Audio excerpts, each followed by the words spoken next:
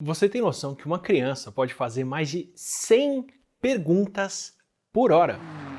Agora que eu vou ser pai, eu devo ser alvo de uma maquininha dessas logo mais e eu estou estudando bastante sobre isso e devo falar mais disso em vídeo aqui. Mas se você já teve do lado de lá de uma maquininha de curiosidade dessas, talvez você tenha achado esse número de 100 perguntas por hora até baixo. Agora, você já se perguntou por que são tantas perguntas? Qual que é o papel dessa curiosidade na nossa infância? Um bebê nasce com 15% mais neurônios do que um adulto tem. Sim, ao contrário da maior parte do corpo que cresce conforme nós crescemos, o nosso cérebro encolhe. Ou melhor, no caso do cérebro crescer e desenvolver é jogar fora os neurônios que não são usados e refinar as conexões entre aqueles que ficam. E a infância é justamente essa fase de descobrir o que vai ser usado ou não. A nossa inteligência e a inteligência de outros animais que também nos impressionam, como é o caso dos corvos, têm uma coisa em comum: são inteligências flexíveis. Olha bem o nosso caso.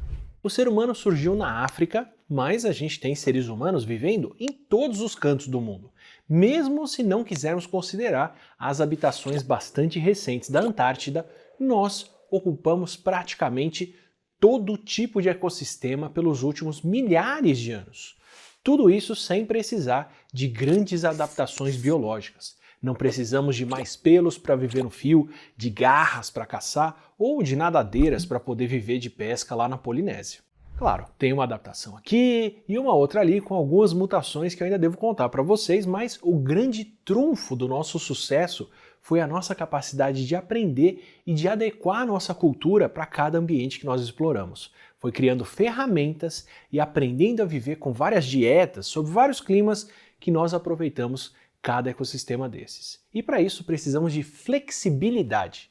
Imagina, por exemplo, uma criança, filha de brasileiros, que nasce num outro país. Ela vai ser criada em uma outra cultura, com outros costumes e com uma outra língua. E ela tem que aprender a conviver nessa cultura, não o que os seus pais faziam. Afinal, ela vai passar muito mais tempo com os outros do que com seus pais na vida adulta. Eu vivo de explicar o mundo pela internet, usando conhecimento, programas e equipamentos com os quais os meus pais nunca conviveram. E essa nem é a maior ruptura recente da nossa família.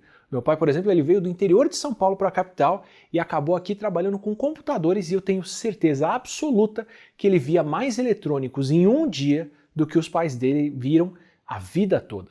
E por mais que esse tipo de mudança pareça ter ficado muito mais rápida com a nossa cultura atual, e ficou mesmo, os nossos antepassados também viviam em um ambiente que mudava. As estações mudam, o clima muda, os ambientes mudam. Há 10 mil anos atrás, uma criança seria criada em uma natureza que já era diferente do que os seus pais encontraram, mesmo se eles não tivessem migrado. Então, o que nós fazemos a cada geração é aprender de novo quais são as regras do jogo. Nós não nascemos com todo o conhecimento formado, como é o caso do cuco, que apesar de nascer no ninho de outras aves, sem nunca ter visto ou ouvido outro membro da sua espécie, já sabe cantar e reconhecer um par desde o nascimento. Nós não nascemos falando a língua dos nossos pais, a gente na verdade aprende a falar e aprende a usar as regras sociais a cada geração de novo. Assim, mesmo se essas condições que nós encontramos forem diferentes das dos nossos pais, nós temos a flexibilidade de aprender e incorporar tudo o que mudou como se sempre fosse assim. A língua que a maioria das pessoas fala ao redor de uma criança é diferente da língua que os pais dela falavam. Sem problemas, essa criança vai aprender a falar nesse novo mundo com essa nova língua. O nosso entorno está cada vez mais quente e com menos natureza. Por bem ou por mal, infelizmente, o ponto de referência da próxima geração vai ser diferente. E a cada geração a gente tem esse recomeço que incorpora novos hábitos e que deixa para trás hábitos antigos, por mais que os mais velhos se esforcem para os seus filhos preservarem esses hábitos. Novas gírias, novas músicas, novas estéticas, nossa cultura muda a cada geração.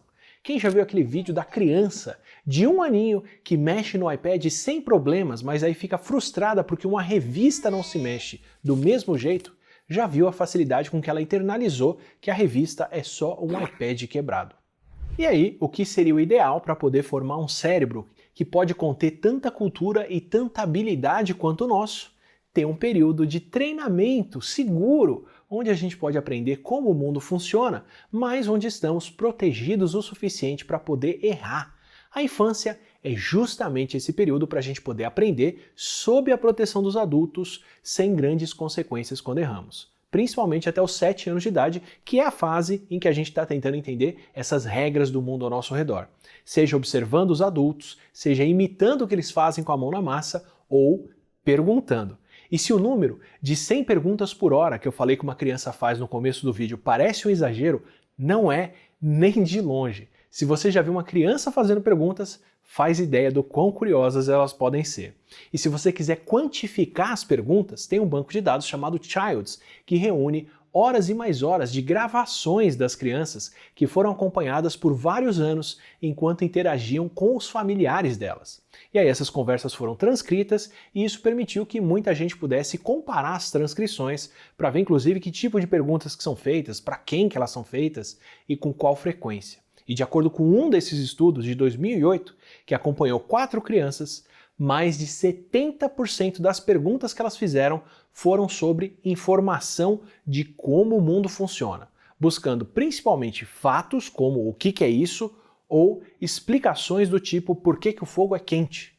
E uma dessas crianças, eu só posso imaginar o estado dos pais dela, perguntou em média 198 questões por hora. Em média, tá? Isso é a velocidade de cruzeiro das perguntas do pequeno Adam. As crianças estão o tempo todo caçando como saber mais sobre como o mundo funciona. E que período longo que elas têm para poder entender essas regras, para poder entender como o mundo funciona. Eu não falo nem figurativamente como os pais do Adam devem ter se sentido, eu falo comparativamente mesmo com outros mamíferos. A nossa infância é especialmente longa entre os mamíferos. Um bebê humano nasce pesando quase o dobro do que pesa um bebê chimpanzé, mas aos 8 anos de idade, o chimpanzé já pesa o dobro do que uma criança humana pesa, e aos 12 anos o chimpanzé já chegou ao seu peso adulto. Enquanto isso, as crianças humanas mal estão ganhando peso em relação ao chimpanzé, mas elas estão formando ligações no cérebro sem parar. E os neurônios que não participam dessa formação de ligações são descartados. Aliás, a gente investe tanta energia no nosso cérebro e em aprender que o nosso desenvolvimento físico só deslancha na adolescência, depois que o cérebro se desenvolveu bastante durante a infância. Mas essa é uma conversa também para outro vídeo.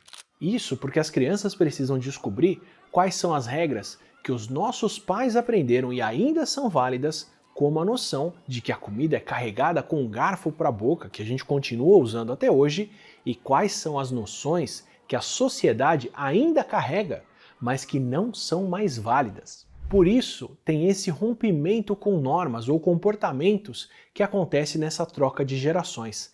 Cada geração é mais sensível ao racismo, por exemplo, porque ela já nasce em uma sociedade que é menos racista e repara e aceita muito menos racismo ao seu redor. O que talvez adultos considerassem como aceitável, porque já viram uma coisa muito pior quando eram mais novos, mas as crianças não vão tolerar. E o mesmo pode acontecer em relação à inclusão e à tolerância em geral. Crianças que crescem em uma sociedade que é mais diversa naturalizam essa situação e podem ser muito mais inclusivas com minorias do que a geração anterior foi. Brincar é uma dessas formas que nós temos de aprender, de interagir com outras pessoas, de aprender as regras de convivência e até de bolar situações fantásticas que nos ajudam a imaginar como agir em condições que ainda nem aconteceram no mundo real. Isso porque uma das formas mais poderosas que nós temos de aprender é praticar, o que é um ponto até bastante difícil de ser atendido se a educação infantil se preocupar só com testes padronizados e com provas. Como a pesquisadora Alison Gopnik conta no ótimo The Gardener and the Carpenter, que infelizmente é um livro que ainda não foi traduzido por aqui, camundongos que não têm um ambiente estimulante, um equivalente aos nossos brinquedos na infância e brincadeiras, acabam formando um cérebro bem menos desenvolvido quando adultos. Eles acabam descartando muito mais neurônios que não foram usados do que os camundongos que brincam. E se não brincam com outros camundongos durante o crescimento, não só eles não desenvolvem habilidades sociais, como também não aprendem a interagir com os outros animais. Outra forma que nós temos de aprender, o que é um privilégio humano graças à linguagem, é perguntar. O quanto a gente fala com as crianças dita o que elas vão saber sobre o mundo e até o tamanho do vocabulário que elas vão desenvolver. Nós temos ferramentas, costumes e culturas que vão ser absorvidos pelas crianças e perguntar para quem já pratica e faz uso disso é uma boa forma de cortar caminho. E não são perguntas feitas ao acaso, não. A pesquisa da Gopnik mostra que as crianças julgam constantemente em quem elas mais confiam ou quem tem mais chances de saber a resposta ou de saber o que está falando. Em experimentos, quando mostravam para uma criança de 4 anos um objeto novo que ela nunca tinha visto, a mãe chamava esse objeto de FEP e um estranho chamava aquele objeto de DAX. Podendo aprender de qualquer um dos dois, a maioria das crianças aprendeu a chamar o objeto de FEP, como as mães. Mas as crianças que tinham menos ligação com a mãe desde bebês podiam aprender a chamar o objeto de DAX. Elas estavam dispostas a aprender de qualquer um dos dois que desse a informação. E nesse mesmo tipo de experimento também mostraram um animal híbrido, que parecia um pouco com um peixe, mas tinha mais um aspecto de um pássaro. A mãe chamava esse animal de peixe, enquanto o estranho que participava do teste chamava o animal de pássaro. Dessa vez, como a criança já tinha uma experiência que permitia julgar o que aquele objeto parecia, a maioria das crianças passava a chamar o animal de pássaro, mesmo com a mãe tendo ensinado um nome diferente. O que mostra como as crianças também estão julgando com quem aprender desde muito cedo e também julgando as respostas. Elas incorporam a própria experiência de mundo que já estão carregando na hora de interpretar o que ouvem e o que é mais certo ou não. Elas podem, por exemplo, persistir em uma pergunta quando parece que a gente não está respondendo diretamente o que elas querem saber, até ficarem satisfeitas com uma resposta mais convincente. E quando absorvem a resposta, ainda podem aprender a discriminar o que é uma resposta pontual de uma resposta mais universal de acordo com a nossa generalização ao responder. Para as crianças de 4 anos de idade, uma resposta como aquela menina não gosta de matemática é bem diferente de meninas não gostam de matemática. A primeira resposta explica para elas por que uma menina em particular pode ter ido mal em uma prova. A segunda resposta mais geral, meninas não gostam de matemática, pode criar na criança um estereótipo que vai ser bastante prejudicial, especialmente para meninas que estão crescendo e poderiam se interessar por matemática até ouvir isso. Ou seja, vale inclusive pensar muito bem na hora de responder e em responder alguma coisa que realmente explica o que é perguntado, mas tomando cuidado de não propagar generalizações que não são interessantes para a próxima geração internalizar. Afinal, se cada geração vai reaprender o que a gente faz, nada melhor do que começar só com o que a gente tem de mais nobre para ensinar e passar adiante. E como você viu, a infância é um ambiente ideal para aprender com a ajuda dos adultos. E se você quiser dar para suas crianças as condições de elas aprenderem como o mundo futuro funciona, para terem mais oportunidades, eu tenho uma boa dica. Quem apoia esse vídeo aqui tem muito a ensinar, é a Byju's Future School, que é a maior escola de programação do mundo. Se você não conhece o conceito, a Byju's Future School ensina programação para crianças com aulas práticas online com professoras particulares. São aulas que vão do nível iniciante ao profissional, pensadas para desenvolver raciocínio lógico e criatividade, onde as crianças podem criar aplicativos, jogos e muito mais na prática, aplicando o que estão aprendendo com a tutoria de professoras brasileiras ao vivo. Se você quiser conhecer e acompanhar uma aula com sua filha ou com seu filho, sem compromisso, para ver o que você acha do método, das professoras e o que a sua criança acha da aula, aproveita para agendar uma aula experimental gratuita. O link com o código para marcar essa aula está na descrição do vídeo e eu recomendo correr porque as vagas são limitadas. Agora, se você quiser mais conversas por aqui de alguém que francamente está bastante preocupado com isso e quer aprender muito também sobre compartilhar com vocês o que está descobrindo, aproveita para se inscrever no canal para receber os próximos vídeos por aqui.